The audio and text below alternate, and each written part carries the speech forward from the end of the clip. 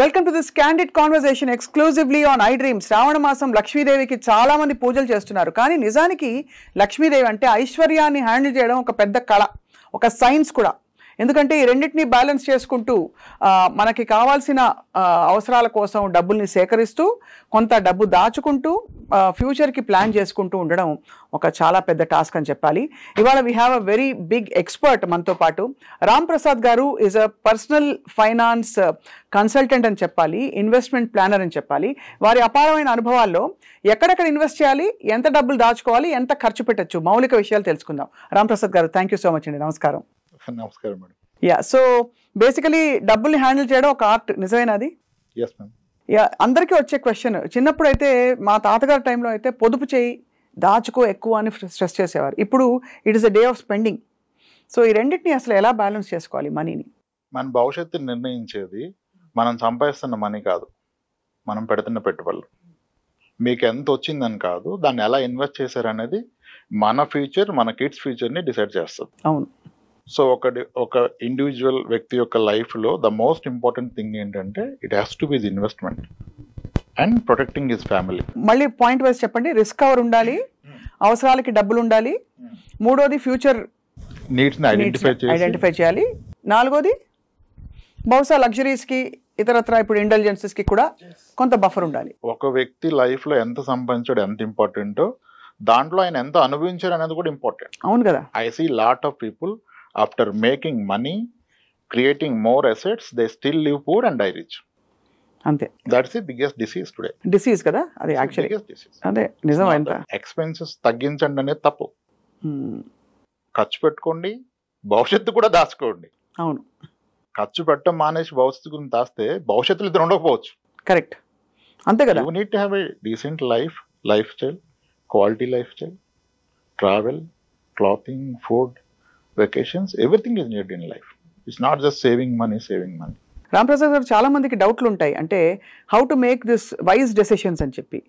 So కొన్ని నేను అందరి తరఫున కొన్ని క్వశ్చన్స్ అడగబోతున్నాను మిమ్మల్ని.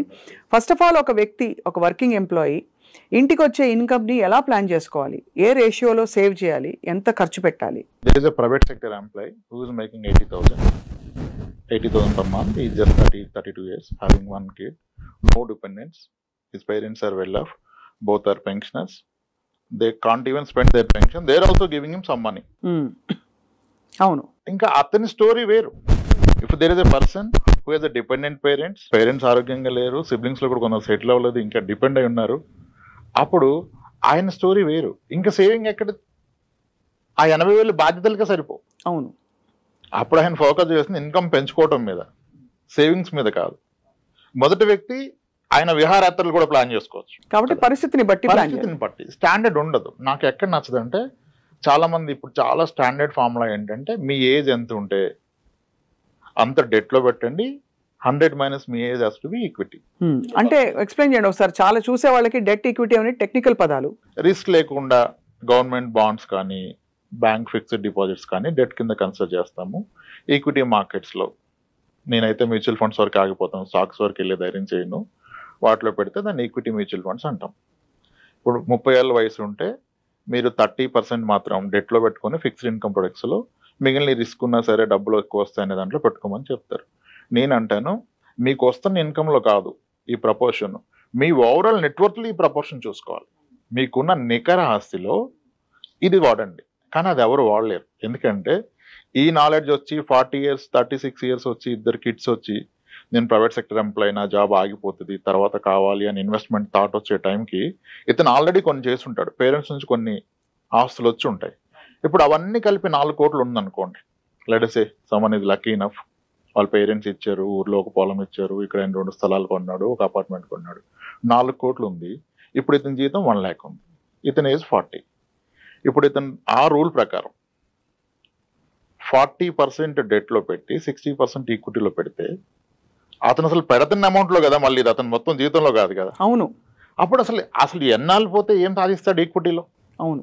ఇప్పుడు పెడుతున్న 20,000లో మళ్ళీ 40% డెట్లో పెట్టి 12,000 ఈక్విటీలో పెడితే 10 ఏళ్ల పాటు పెట్టినా ఆయన పెట్టింది ఎంత, వచ్చేది ఎంత, ఆ రోజుకి మన అసెట్స్ మళ్ళీ పెరుగుతాయి. అప్పుడు ఓవరాల్ ఆయనకున్న ఆస్తుల్లో చూస్తే మళ్ళీ ఈక్విటీ కాంపోనెంట్ 5% కూడా ఉండదు. కరెక్ట్. సో ఇది మీరు పెడుతున్న అమౌంట్లో కాదు, మీకున్న నికర ఆస్తికి ఈ రూల్ అప్లై చేస్తే మేబీ మీరు సేఫర్ సైడ్ ఉంటారు. నికర ఆస్తి నెట్వర్త్ ని ఒక వ్యక్తికి ఎలా క్యాల్కులేట్ చేయాలి? ఆస్తులు మైనస్ అప్పులు అంతే. కానీ అది చూసుకొని మురిసిపోతారు. దాంట్లో లిక్విడ్ అసెట్ ఎంత చూసుకోవాలి. ఆస్తుల్లో లిక్విడ్ అసెట్ కూడా ఉంటుంది కదా, అంటే అదే ఆస్తి లిక్విడ్ అసెట్ అనుకోవడం తప్పు. అంతే. మీ గోల్డ్ ఈజ్ లిక్విడ్, మీ బ్యాంక్ ఎఫ్డి ఈజ్ లిక్విడ్, మీ మ్యూచువల్ ఫండ్స్ ఆర్ లిక్విడ్, మీ స్టాక్ ఈజ్ లిక్విడ్. మీకున్న స్థలాలు పొలాలు లిక్విడ్ కాదు, ఇల్లిక్విడ్. ఇప్పుడు ఒకసారి మీరు అన్నట్టు వాళ్ళ పరిస్థితిని బట్టి వాళ్ళు ఎంత ఇన్వెస్ట్ చేయాలి, ఎంత సేవ్ చేయాలి అని అంటున్నారు కదా. ఉదాహరణకి కొండ గుర్తులు కొన్ని ఉంటాయి. నా జీతంలో ఎంత భాగం నేను ఈఎంఐలు పెట్టుకోవచ్చు, ఎంత భాగం నా జీతంలో నేను హౌస్ రెంట్ కట్టచ్చు, ఒకవేళ ఈఎంఐ లేదు బట్ హౌస్ రెంట్ ఉంది, what is the reasonable percentage అంటే ఏం చెప్తారు సార్? అదే మేడం, ఫస్ట్ నేను స్టార్ట్ చేసిన కన్వర్జేషన్. ఇప్పుడు 8 కోట్లు ఆస్తున్న వ్యక్తి అతని జీతంలో 50% రెంట్ కడితే కూడా తప్పలేదు. ఎందుకంటే ఆయన ఫ్యామిలీ ఏమి ఈయన జీతం మీద డిపెండెంట్ లేదు. ఆయనకున్న అసెట్స్ విల్ టేక్ కేర్ కదా, అవి చూసుకుంటాయి కదా, అప్పుడు ఎంతకైనా వెళ్ళిపోవచ్చు.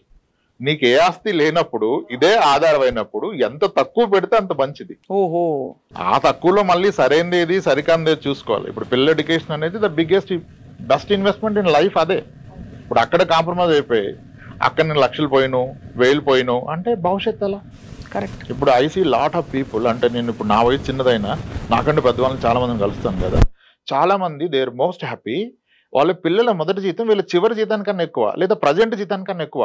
అవును, అది అలా పాసిబుల్, అలా సాధించగల చాలా మంది ఆస్తులు ఏం కూడబెట్ల. అవును, పిల్లల్ని ఆస్తులుగా ఫీల్ అయ్యారు, వాళ్ళతో ఎక్కువ టైం స్పెండ్ చేశారు. మనీ ఒక్కటే కాదు, టైం కూడా స్పెండ్ చేయాలి కదా. వాళ్ళు ఆ టైం స్పెండ్ చేశారు, వీళ్ళ కష్టాలు చెప్పారు, వీళ్ళ ఆస్పిరేషన్ వాళ్ళకి చెప్పారు.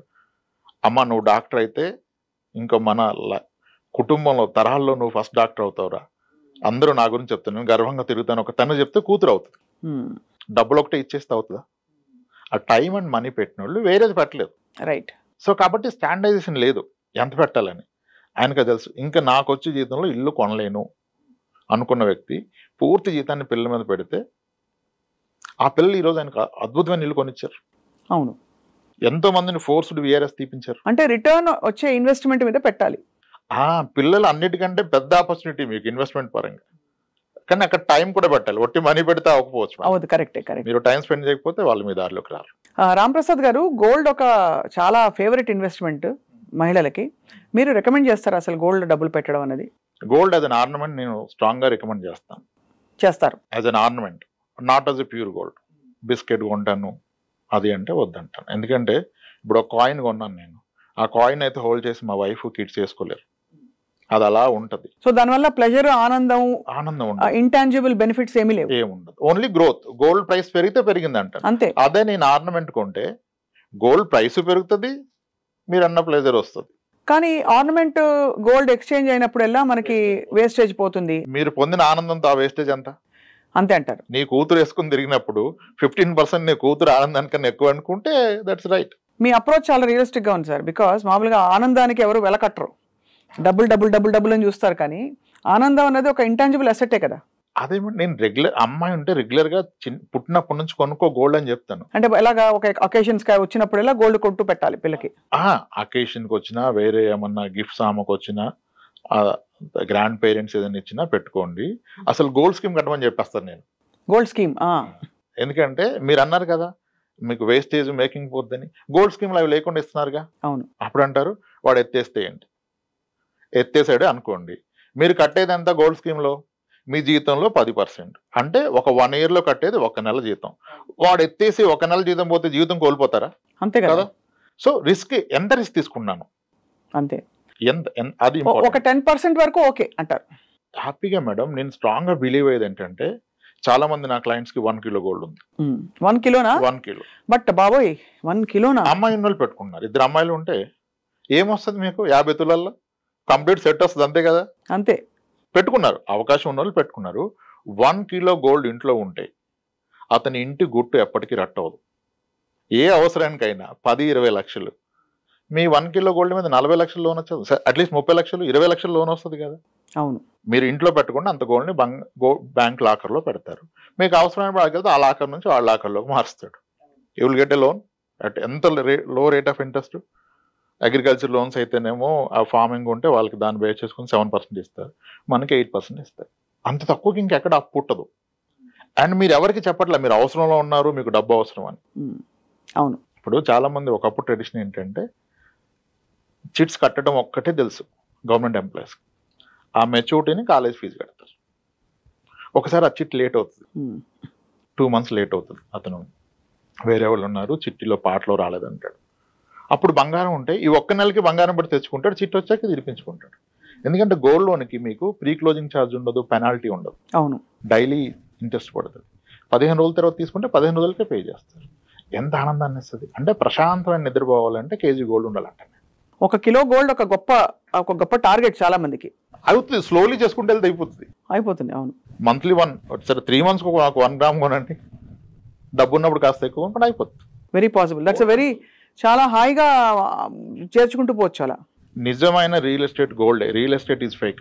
అంతేనా? ఇది చాలా పెద్ద రెవల్యూషన్. 30 లక్షల స్థలం ఉంది, మీ అవసరానికి డబ్బులు వస్తాయా? అమ్ముడు పోద్దా? ఎవరు కొంటారు? ఎంతమందికి చెప్తారు? ఎక్కడి నుంచో నమ్ముతారు మీరు? మీ బంగారం ఎవరికైనా చెప్పాలా? అదే కదా, ఫంక్షన్ ఉంటే తెచ్చుకోవచ్చు, లేదంటే పెట్టుకోవచ్చు. చాలా మంది అసలు ఇవాళ రేపు గోల్డ్ని లోన్లోనే పెడుతున్నారు.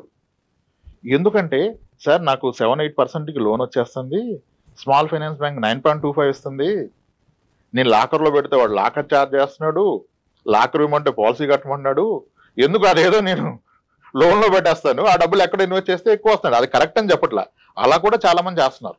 నిజమే కదా, అది దాచుకోవడానికి లాకర్ తీసుకుని డబ్బులు కట్టడం బదులు ఇంకో చోట పెడితే బహుశా దానికన్నా ఒక 1% ఎక్కువ వస్తుంది కదా నాకు. అది ఆర్నమెంట్తోనే అవుతుంది, ప్యూర్ గోల్డ్ ఇదంతా చేసుకోరు, ప్రెడ్జింగ్ కూడా కష్టం. అవును. సో కాబట్టి ఆర్నమెంట్కి ఎప్పుడు ఎగ్నెస్ట్ కాదు. ఆ వేస్టేజ్ అండ్ మేకింగ్ ఛార్జ్ అనేది ఒకటి ఉంది కదా, మీరు ఒక స్కీమ్ ద్వారా కొంటే అది లేకుండా ఇస్తున్నాడు, అప్పుడు అది లేనట్టే కదా. ఇంచుమించు అంతే కదా. స్కీమ్ ద్వారా కొన్నప్పుడు మీ ఇంట్లో మీ వైఫ్ చాలా హ్యాపీగా ఉంటుంది, she will wait for 11 months. అదే కదా. అలా కూడా మీ పిల్లలు బర్త్డే కొనుక్కోండి, 11 months ముందు స్టార్ట్ చేసి హ్యాపీ కదా. చాలా గొప్ప ఆలోచన ఇది. సార్ అలాగే లిక్విడ్ బ్యాంక్ అకౌంట్లో లిక్విడ్ ఎంత ఉంచుకోవాలి? ఇప్పుడు ఇవాళ రేపు ఐటీ ఎంప్లాయీస్ కపుల్స్ ఉంటారు, వీళ్ళకి 1 లక్షన్నర, వాళ్ళకి 1 లక్షన్నర, 3 లక్షలు వచ్చాయనుకోండి సార్. ఖర్చులకి సరే 1 లక్షన్నర పోయినా కూడా వాళ్ళ బ్యాంక్లో అక్యుములేట్ అయ్యి 8-10 లక్షలు వీళ్ళకి, 8-10 లక్షలు వాళ్ళకి లిక్విడ్ ఉందనుకోండి. Is that advisable? లిక్విడ్గా పెట్టడం వల్ల వాళ్ళు కోల్పోతున్నారంటారా ఏమన్నా? అది వాళ్ళ నాలెడ్జ్ మీద డిపెండ్ అయి ఉంటుంది, వాళ్ళు చూసే విధానం మీద డిపెండ్ ఉంటుంది. కొంతమందికి 6 లక్షల అకౌంట్ లేకపోతే నిద్ర పడుతుంది. నా క్లయింట్ ఒక ఉన్నారు మీ పేరుతోనే, బెంగళూరులో ఉంటారు. అవి నాకు ఫస్ట్ చెప్పిన మీరు ఏమన్నా చెప్పండి రామప్రసాద్ గారు, నా అకౌంట్లో 6 lakhs లేకపోతే నాకు నిద్ర పట్టదు అని చెప్పింది ఆవిడ. ఇంకా అవునప్పుడు నేను డిస్టర్బ్ చేయను, దట్ ఈజ్ రైట్ అని చెప్తాం. కానీ లిక్విడ్ ఎమర్జెన్సీ ఫండ్ అంటారు కదా, ఎమర్జెన్సీ ఫండ్ అసలు ఎందుకు అవసరం అనేది నాకు క్వశ్చన్. మెడికల్ ఇన్సూరెన్స్ ఉంటుంది అందరికి, అది ఉండాలి. అది లేకుండా ఎమర్జెన్సీ ఫండ్ పెడితే తప్పు, అది ఉన్నప్పుడు ఎమర్జెన్సీ ఫండ్ అవసరం లేదు. అవును. ఇంకేముంటది ఎమర్జెన్సీ అంటే గబుక్కుమని ట్రావెల్, ఒక ఫారిన్ ట్రావెల్ వచ్చింది, ఏదో ఎవరికో బాలేదో లేకపోతే వెళ్ళి చూడాలో, సడన్ గా ఒక పెళ్లి వస్తుంది, అప్పుడు లిక్విడేట్ చేసుకునే విధంగా ఉండాలి ఏదైనా. అయితే దానికి చాలా మార్గాలు ఉన్నాయి. ఎమర్జెన్సీ ఫండ్ బ్యాంక్ అకౌంట్లో, సేవింగ్స్ అకౌంట్లోనే ఉండి 3.25 ఇంట్రెస్ట్ జనరేట్ చేయాలా? ఇప్పుడు మ్యూచువల్ ఫండ్లో ఒక 40 లక్షలు ఉందనుకో, నెలకి 10,000 వేసి పెడితే ఒక 5 yearsలో అయిపోద్ది కదా. అవును. దానికి తోడు లంసం యాడ్ చేస్తే ఒక 10 lakhs 15 lakhs ఉంది మ్యూచువల్ ఫండ్లో. ఇప్పుడు వెసులుబాటు ఏంటంటే ఈక్విటీ మ్యూచువల్ ఫండ్ మీద కానీ, స్టాక్స్ మీద కానీ, ఈక్విటీ మ్యూచువల్ ఫండే పట్టుకోండి, స్టాక్స్ నేను రికమెండ్ చేయను. ఇన్స్టాంట్గా 15 minutesలో మీకు దాని మీద 50% లోన్ వస్తుంది. ఇంకా లిక్విడ్ ఎందుకు మీకు? అంతే. 15 minutesలో మీరు ఎయిర్పోర్ట్కి వెళ్ళే లోపల లోన్ క్రియేట్ అవుతుంది, మీరు క్యాబ్ బుక్ చేసుకుని క్యాబ్ ఎక్కే లోపల లోన్ వస్తున్నప్పుడు లిక్విడ్ ఎందుకు పెడతారు 3%లో? ఇన్స్టెడ్ ఏం చేయాలి, దాన్ని మ్యూచువల్ ఫండ్స్లో పెట్టాలి. మ్యూచువల్ ఫండ్స్లో పెట్టాలి ఎప్పుడు లాంగ్ టర్మ్ గోల్ గురించి. ఆ మ్యూచువల్ ఫండ్లో ఒక 15 lakhs ఉన్నప్పుడు మీకు 6 lakhs ఫింగర్ క్లిక్ అవే, ఒక బటన్ నొక్కితే వస్తున్నప్పుడు ఇంకా అప్పుడు అవసరం లేదు. కానీ డే 1 నేను మ్యూచువల్ ఫండ్ 10,000 స్టార్ట్ చేశాను కాబట్టి ఏం ఉంచానంటే తప్పు. కరెక్ట్. అందుకే కేస్ టు కేస్. ఇప్పుడు అన్నకు బంగారం 1 kilo ఉంటే ఇంక ఇవన్నీ అవసరం లేదు స్టోరీ. అవును, అంతే కదా. అదే ఇంకా సేఫెస్ట్ గా అనిపిస్తుంది. సేఫెస్ట్ అదే యాక్చువల్ గా అందరికి తెలిసింది. ఇప్పుడు కొత్తది పరిచయం చేయాలంటే కష్టం. ఈ ఎపిసోడ్ భర్తలందరూ చూడాలని చెప్పి మేము కోరుకుంటామండి, భార్యల పేరిట గోల్డ్ కొంటారని. కానీ రాంప్రసాద్ గారు, పిల్లలు పెద్దవాళ్ళు అయ్యి ఉద్యోగాల్లో స్థిరపడిన తర్వాత డిపెండెంట్స్ ఎవరు లేని పక్షంలో వ్యక్తులకి, ఇండివిజువల్స్ కి రిస్క్ కవర్ అవసరం అంటారా? అవసరం లేదు అసలు. బికాస్ ఆల్రెడీ పెద్దవాళ్ళు అయిపోయారు. రిస్క్ ఎవరికి? వెనకాల ఉండే ఫ్యామిలీ మెంబర్స్ కి బాధ్యతలు తీయడానికి పోతే 20 లక్షలు వస్తాయి చేతిలో, 25 లక్షలు, what ever.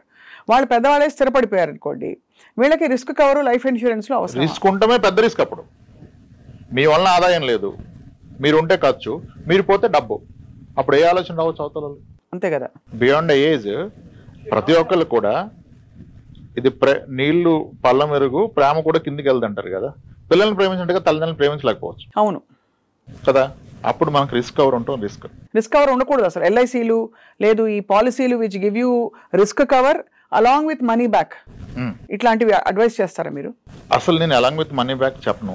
Risk has to be separate risk cover అంటాను. Only term insurance. దాన్ని మీరు ఇన్వెస్ట్మెంట్స్ మిక్స్ చేస్తే probably that will become wrong option. ఎందుకంటే మనకి రిటర్న్ తక్కువ వస్తుంది, చాలా తక్కువ వస్తుంది. బిలో ఇన్ఫ్లేషన్ వస్తుంది. ద్రవ్యోల్బణం కన్నా తక్కువ వస్తుంది. అప్పుడు మన మనీ పెరుగుతున్నట్టు కాదు, తగ్గుతున్నట్టు. సింపుల్గా ఒక typical endowment plan, guarantee return plan కడితే ఎలా ఉంటుంది? మీరు సంవత్సరానికి ఒక 20,000 కట్టారనుకోండి, 20 yearsలో మీరు కట్టబోయేది 4 లక్షలు. 4 లక్షలు గాను మీకు 8 లక్షలు వస్తుంటారు. చాలా బాగుంటుంది వింటాను. 8 లక్షల రూపాయలు వస్తుంది. మీరు నొప్పి తెలవకుండా సంవత్సరానికి 20,000, అది క్వార్టర్లీ, హాఫర్లీ, మంత్లీ కడుతున్నారు. మనం మిస్ అయిన పాయింట్ ఏంటంటే 20 ఏళ్ల తర్వాత ఆ 8 లక్షలకు ఉండే విలువ ఏంటి? ఇన్ఫ్లేషన్. దట్ ఈస్ 1/4 అయిపోతుంది. యాక్చువల్లీ స్పీకింగ్ మనం కోల్పోతాం యాక్చువల్గా దాన్ని పీవీఐఎఫ్ఏ అవన్నీ క్యాల్కులేట్ చేస్తే. అంతేగా? ఎస్, దాన్ని మిస్ అవుతున్నారు. మళ్ళీ ఇంకోటి, ఇతను 4 లక్షల పాలసీ కడితే ఇతనుకున్న లైఫ్ ఇన్సూరెన్స్ కవర్ 4 lakhs. అవును. పొరపాటున వ్యక్తికి ఏమన్నా 4 లక్షల ఫ్యామిలీ బ్రతకలేదు. అక్కడ 20 కట్టే బదులు 8,000 కడితే 50 లక్షలు టర్మ్ ఇన్సూరెన్స్ వస్తాయి. నిజంగా జరిగితే జరగరాంది ఈ 50 లక్షలు ఫ్యామిలీని సేవ్ చేస్తుంది. ఆ 4 లక్షల కార్యక్రమాలకు సరిపోవు. సో ఇది చాలా మంది తప్పు చేస్తారు. బికాస్ వాళ్ళకి రాబోయే వాట్ ఎవర్ ఎక్స్ట్రా మీరు చెప్పారు డబుల్ అయ్యి వస్తుందని, అది పెద్దగా కనిపిస్తుంది. బట్ 10 ఏళ్ల తర్వాత దీని వాల్యూ ఏంటో తెలుసుకోలేరు. యావరేజ్ సాలరీ ఎంత ఉండొచ్చు అనుకుంటున్నారు మీరు ఒక government employee 30 years back? 30 years back మా ఇంట్లోనే మా పేరెంట్సే ఉన్నారండి. వాళ్ళకి ఎంత 17-20 వేలు కూడా ఉండేది కాదు. Central government employees. మళ్ళీ ఆల్ ఇండియా రేడియోలో పనిచేసిన మా పేరెంట్స్కి చాలా మధ్యతరగతి కుటుంబం మాది. 4,000 ఉండేది మేడం. 4,000 అంటే మీరు అదే వీళ్ళు అనౌన్సర్స్ కాబట్టి కొంచెం హైయర్ ఎండ్ ఉంటుంది. అది హైయర్ ఎండ్. యాక్చువల్గా చాలా మంది, అంటే మేబీ మీరు కరెక్ట్ చెప్పారు లేదో తర్వాత వాళ్ళు చేద్దాం, కానీ చాలా మంది అడగగానే మాకు అప్పుడు 10,000 ఎంతండి, అసలు నేను ఫస్ట్ జీతం అడగను, అప్పుడు ఖర్చు ఎంత అంటాను. అప్పుడు ఎంత సార్ 4-5 వేలు అంతా అయిపోయేది అంటాను. అప్పుడు అంత ఉండదని అంటే, లేదు సార్ మేము ఎప్పుడు మంచిగా బ్రతికామంటారు. మంచిగా బ్రతికారు కాదంటలేదు, కానీ 4-5 వేలు అసలు అయ్యి ఉండదండి అంటే, లేదు సార్ అంటారు. సరే సార్ మీ శాలరీ ఎంత అంటే, ఉండొచ్చు సార్ ఒక 10,000 అంటారు. అప్పుడు కూడా కరెక్ట్గా రారు వాళ్ళు. నేను అంటాను సార్ ఒకసారి అది కూడా వదిలేండి, మీ ఫస్ట్ శాలరీ ఎంత అంటాను. 600 రూపాయలు సార్. 87లో ఎక్కానండి అంటాడు. 87లో 600కి ఎక్కితే మీకు నెక్స్ట్ 10 ఏళ్ళు కాకముందే అది 10 రెట్లు పెరిగిపోద్దా? అంతే కదా. 3 సంవత్సరాలకి రెట్టింపు అయినా మా అంటే 2,000 ఉంటుంది మీ జీతం ఆ రోజుకి. 93-94కి మీరు 5,000 ఎలా ఖర్చు పెడతారు? అప్పుడు అంటాడు ఇదే తేడా ఉంది సార్, ఒక్క నిమిషం ఆగండి అంటాడు. కరెక్టే సార్ మీరు చెప్పింది, నా శాలరీ 1,700 సార్ అంటాడు ఆయన. అప్పటి వరకు 10,000 చెప్పేస్తారు. అంటే ఇప్పుడు మనకు చాలా ఈజీ అయిపోయినాయి కదా. అవును. అలా మిస్లీడ్ అవుతారు. 1980sలో అయితే most of the central government employees salary కూడా below 1,000. Only gazetted officers use to draw 2,000. అంటే ఆ రోజు ఒక ఫ్యామిలీ, ఒక ఎంప్లాయీ ఉన్న family monthly average expense 1,000 rupees. ఈరోజు అదే ఫ్యామిలీకి పిల్లలు సెటిల్ అయ్యాక పేరెంట్స్కి హెల్దీగా ఉంటే నెలకు 30,000 ఖర్చు అవుతుంది. అవునండి. ఇన్ ఏ సింపుల్ లాంగ్వేజ్ ఇక్కడ మనం పట్టుకోవాల్సింది ఏంటంటే 30 ఏళ్ల క్రితం మీకు నెలకి ఎంత ఖర్చు అయింది, ఇప్పుడు రోజుకి అంత అవుతుంది. This is the rule you need to catch for future calculation. అంటే ఈరోజు మనకి ఒక లైఫ్ స్టైల్కి 50,000 అయింది, 1,00,000 అయింది అనుకోండి. మనం ఒక 30 years పోయాక మనకు 60-70 ఏళ్ళు వస్తే రోజుకి ఈ 1,00,000 రూపాయలు అవుతుంది, 30 లక్షలు అవుతుంది. ఎవరు నమ్మరు. నమ్మాల్సిన అవసరం లేదు. భవిష్యత్తును చూడక పాస్ని చూడు. నేను అదే అంటాను, రిచ్ డాడ్ పూర్ డాడ్ చదివే కన్నా ముందు మీ డాడ్ని చదవండి మీరు. అదే ఇది మనకి చాలా కలిసి, ఇది మనకి రిలవెంట్. ఇప్పుడు మనం చెప్పిన ఎగ్జాంపుల్ చాలా మంది నమ్మరు. 30 years బ్యాక్ 1,000 రూపాయల్లో ఎప్పుడు అంత లేదంటారు. కానీ ఇప్పుడు చెక్ చేస్తే వాళ్ళకి తేలిపోద్ది. కరెక్టే, మన కిరాణా షాప్ ఖాతా నాకు గుర్తుంది కదా, 320 రూపాయలు నెలకి విత్ హార్లిక్స్ బాటిల్ కలిపితే 320, లేదంటే 300 అంటాడు ఆయన. 250 అంటాడు. అయిపోయింది కదా అక్కడ. 1,000 రూపాయలు లావిష్ లైఫ్ ఆ రోజు. ఈరోజు 30,000కి ఆ లైఫ్ లేదు అసలు. అది ఇన్ఫ్లేషన్. ప్రతి 30 ఏళ్ళకి మీ నెలవారీ ఖర్చు ఈ రోజు ఉన్నది 30 ఏళ్ళ తర్వాత రోజుకు అవుతుంది. వీళ్ళేమో 1,00,00,000 రూపాయలు వస్తే జీవితం సెట్ అవుతుంది అంటాడు. అవదు. 1,00,00,000 రూపాయలు వస్తే అవదు. Inflation is key madam. చాలా ఇన్ఫ్లేషన్ని దృష్టిలో పెట్టుకోవాలి ప్లాన్ చేసుకునేటప్పుడు. ఇక చాలా కీ టాపిక్ సార్, మ్యూచువల్ ఫండ్స్లో ఇన్వెస్ట్ చేసేటప్పుడు what are the factors to be taken in mind? అంటే వాళ్ళ ఏజా, వాళ్ళ అవసరాలా, వాళ్ళ బాధ్యతలా, ఏమిటుంటాయి? 3 ఇంకేమని చెప్తే అది కూడా. అంటే మ్యూచువల్ ఫండ్లో what I see common mistakes ఏంటంటే హైయెస్ట్ రిటర్న్ సర్చ్ చేస్తారు. నేను రిస్క్ తీసుకుంటాను కాబట్టి ఎంత రిస్క్ అయినా పర్లేదు, నాకు స్మాల్ క్యాప్ సెక్టర్ థిమెటిక్ అది కాదు. మీ అవసరాన్ని బట్టి investment, not because of returns. కానీ అవసరాన్ని పక్కన పెడాలి. నేను ఏమంటానంటే, 1 లీటర్ పాలు తెచ్చి ఇంట్లో ఇస్తే అదేం చేయాలో చెప్తే కదా ఆమె చేస్తుంది సరిగా. ఈవినింగ్ గెస్ట్లు వస్తారు, టీ పెట్టాలంటే దాన్ని అలానే ఫ్రిడ్జ్లో పెట్టాలి. అవును. మధ్యాహ్నం బిర్యానీలోకి నువ్వు పెరుగు చేసి రైతా చేయాలంటే ఇమీడియట్గా వేడి చేసి పెరుగు తోడెట్టాలి. స్వీట్ చేద్దామంటే బాగా మరగబెట్టి దాన్ని ఏదో చేయాలి. అట్లా అవసరాన్ని బట్టి చేయాలి. Same is the case with mutual fund. అన్నీ ఒకలా కాదు. రైట్. 6 నెలల్లో నాకు డబ్బులు అవసరం పడొచ్చు అనే అనుమానం ఉంటే దాన్ని మ్యూచువల్ ఫండ్లో, డెట్ ఫండ్లో, దాన్ని very short duration something like liquid fund, over night ఫండ్స్లో పెట్టుకోవచ్చు. ఇంకాస్త టైం ఉంటే అల్ట్రా షార్ట్ డ్యూరేషన్ ఫండ్. లేదు నాకు 3-4 ఏళ్ళు ఉంది కానీ నా డబ్బు తగ్గితే నేను తట్టుకోలేను, అయినా క్లియర్ ఎప్పుడు ఇన్వెస్టర్ అంటే అప్పుడు గిల్ట్ ఫండ్, ఓన్లీ గవర్నమెంట్ బాండ్స్లో ఇన్వెస్ట్ చేస్తారు. అవి మనకు బాగానే ఇస్తున్నాయి గత 2-3 ఇయర్స్గా. అట్లీస్ట్ ఎఫ్డీ రేట్ని ఇస్తే అవకాశం ఉంటే కాస్త ఎక్కువ ఇస్తే. గిల్ట్ ఫండ్లో పెట్టినప్పుడు ఇప్పుడు ఎఫ్డీలో పెడితే ఎవరీ ఇయర్ ట్యాక్స్ కట్టాలి, ఇక్కడ కట్టాల్సిన అవసరం లేదు, రిడీమ్ చేసినప్పుడే పే చేస్తాం. అంటే అవసరాన్ని బట్టి ఫండ్. ఇప్పుడు నా కూతురు పెళ్ళికి కావాలి, మరి ఈ గిల్ట్ ఫండ్లో మరి దీనికి రేట్ ఆఫ్ రిటర్న్ ఎంత ఉంటుంది? 11 ఉంది లాస్ట్ 2 ఇయర్స్. కొన్ని ఫండ్స్ 9, ఎఫ్డీ కన్నా 1-2% ఎక్కువ ఇస్తుంది. ఎక్కువ ఉంటుంది. పైగా ట్యాక్స్ కట్టకలేదు అంటున్నారు మీరు. ఎప్పటికప్పుడు అవసరం లేదు, మీరు రిడీమ్ చేసినప్పుడు కడతారు long term capital gain tax. Long term capital gain అంటే మరి అన్ని సంవత్సరాలు కడతారా? సపోజ్ నేను 5 years at the rate of 11% పెట్టాను అనుకోండి. 5 years తర్వాత వచ్చిన సపోజ్ ఒక లంసమ్ ఒక 2 lakhs ఎక్స్ట్రా వచ్చింది అనుకోండి, దానికి 3 lakhs 5 lakhs అయింది అనుకోండి. జస్ట్ ఆ 2 lakhs మీద మీరు ఎంత కడతారు? 12.5% క్యాపిటల్ గెయిన్స్ ట్యాక్స్. అదే ఎఫ్డీలో ఉంటే ఎవ్రీ ఇయర్ వచ్చిన ఇంట్రెస్ట్ హైయర్ ట్యాక్స్ కట్టాలి. అది కూడా that attracts the income tax slab your in. ఒక పెన్షనర్ ఎఫ్డీలో పెడితే ఆయన పెన్షన్ వల్ల 30% ఉంటే దీని మీద మళ్ళీ 30 కట్టాలి కదా. కాబట్టి మీకు ఆ ఎఫ్డీతో పాటు జీతం కూడా ఉంటే మీ ట్యాక్స్ స్లాబ్ పెద్దదవుతుంది కదా. కాబట్టి ఇవన్నీ కన్సిడర్ చేసి తీసుకోవాలి. కాబట్టి ఇన్వెస్ట్మెంట్ ప్లానింగ్ అన్నది ఊరికే ఏదో అందరు కూడా కాదు, పారాసిటమాల్ కాదు ఇది. $650 వేసుకో ఫీవర్ వస్తే కాదు ఇది. అందరికీ కస్టమైజ్డ్ అండ్ వాళ్ళ బాధ్యతలు, గోల్స్, లైఫ్ స్టైల్ అన్నీ చూసి మీరు సలహాలు ఇస్తారు. ఆరోగ్య పరిస్థితి కూడా అంతే చూసి సలహాలు ఇస్తారు. Already severe diabetes, hyper tension ఉన్న వ్యక్తికి మీరు మళ్ళీ ఈక్విటీ ఇస్తే probably your reducing the life span. చాలా యూస్ఫుల్. ఎంత యూస్ఫుల్గా ఉందంటే ప్రాక్టికల్గా రాంప్రసాద్ గారు మీరు చెప్తున్నది. Finally I want to ask you one question. Credit card అవసరమా మనిషికి? ఉండడం మంచిదంటారా? అది కన్వీనియన్స్, మీకు క్రెడిట్ హిస్టరీకి క్రియేట్ అవుతుంది, రేపటి రోజున ₹2 తీసుకోవాలంటే ఉంటుందంటారు. ఎస్, క్రెడిట్ కార్డ్ అవసరం అంటే అగైన్ వాళ్ళు ఎలా వాడతారని. కత్తి అవసరం అంటే ఎన్ని విధాలుగానే వాడుకోవచ్చు కత్తిని. కరెక్టే. అవును. ఒక క్రెడిట్ కార్డు తీసుకొని దాన్ని బేస్ చేసుకొని 5 క్రెడిట్ కార్డు తీసుకొని కార్డ్స్ గేమ్ అన్నట్టుగా ఆడేవాళ్ళు చాలా మంది ఉన్నారు. That's where they last there lifes. మొత్తం ఫ్యూచర్ స్పాయిల్ అయిపోయింది. ఈ కార్డులో తీసి దానికి మినిమం బ్యాలెన్స్, ఇదంతా ట్రాప్. మీరు ఒక credit card with best limit పెట్టుకొని దాన్ని ప్రాపర్గా ఎవ్రీ మంత్ అన్ని దాని మీద కొనుక్కొని విత్ ఇన్ లిమిట్లో కడితే ఇట్స్ అబ్సల్యూట్లీ మీకు ఒక ట్రాక్ ఉంటుంది. ఇంక మీరు ఎక్సెల్ వేసుకోవాల్సిన అవసరం లేదు. దాని స్టేట్మెంట్ డౌన్ చేస్తే వచ్చేస్తుంది. దానికి తోడు వాళ్ళు ఏవేవో బెనిఫిట్స్ ఇస్తారు. ఎయిర్పోర్ట్ లాంజ్ యాక్సెస్ ఇస్తారు మీకు, అవి డిస్కౌంట్లు, ఐఫోన్కి అవి అలా వాడుకోవచ్చు. కానీ దాన్ని ఎందుకు ఎలా వాడుతున్నారు అనేది చాలా ఇంపార్టెంట్. కాబట్టి ఏదైనా మన సంకల్పంలో ఒక బ్యాలెన్స్ ఉండాలి. ఇవన్నీ మనకి ఇచ్చిన వెసులుబాట్లు, లోన్ తీసుకోగలగడం, పర్సనల్ ఫైనాన్స్కి మనకి అందుబాటులో ఉండడం, ఇవన్నీ మనకు వచ్చిన వెసులుబాట్లు. బట్ వాటిని చాలా తెలివిగా, విచక్షణతో వాడుకోవాలి. క్రెడిట్ కార్డు వాళ్ళు మనకి ఇచ్చేదే, మనం ఫెయిల్ అయితే they will make money. When you're not paying full amount on time, minimum balance pay చేస్తే almost you will charges annually 40-50%. బాబోయ్. మంత్లీ 3-5% చేస్తారు. చాలా మంది ఆ ట్రాప్లోకి వెళ్ళి మినిమం బ్యాలెన్స్లోనే ఉంటారు, అసలు తీరదు. అలా 10 members ఉన్నా దే కార్డ్ వాళ్ళు they make money. On time వాడుకొని ఆన్ టైం కట్టే వాళ్ళతో వాళ్ళకి ఏమీ రాదు. అంతే కదా. మేబీ కొన్ని టైప్స్ ఏమైనా రావచ్చు బ్యాక్ ఎండ్లో, కానీ సో దాన్ని వాడటం చాలా important. So as we wind up Ramprasad garu, of course people will contact you. మీకు డైరెక్ట్గా వాళ్ళకి ఏమైనా ఇంకా సలహాలు కావాలంటే మీరు వాళ్ళు మాట్లాడుకోండి. అయితే మీరు ఇచ్చే గోల్డెన్ ప్రిన్సిపల్ టువర్డ్స్ మనీ పట్ల మన యాటిట్యూడ్, ఒక గోల్డెన్ ప్రిన్సిపల్ చెప్పండి sir before we wind up. నేనైతే నాకు గోల్డెన్ ప్రిన్సిపల్ ఉంది, చెప్పండి, మీరు చెప్పండి. రెస్పెక్ట్ ఇట్, అంతే. That has to be respect అంటే దాన్ని వాల్యూ ఇస్తాము, రెస్పెక్ట్ ఇస్తాము, దాన్ని ఎక్కడ ఉంచాలో అక్కడే ఉంచుతాము. ఎక్కువ దాన్ని రెస్పెక్ట్ ఇచ్చేవాళ్ళని మనం మరీ దగ్గరికి లాక్కోం కదా, అదొక వనరు. It's all depends on the it's relation with money. How better you keep it's better better your life, your future.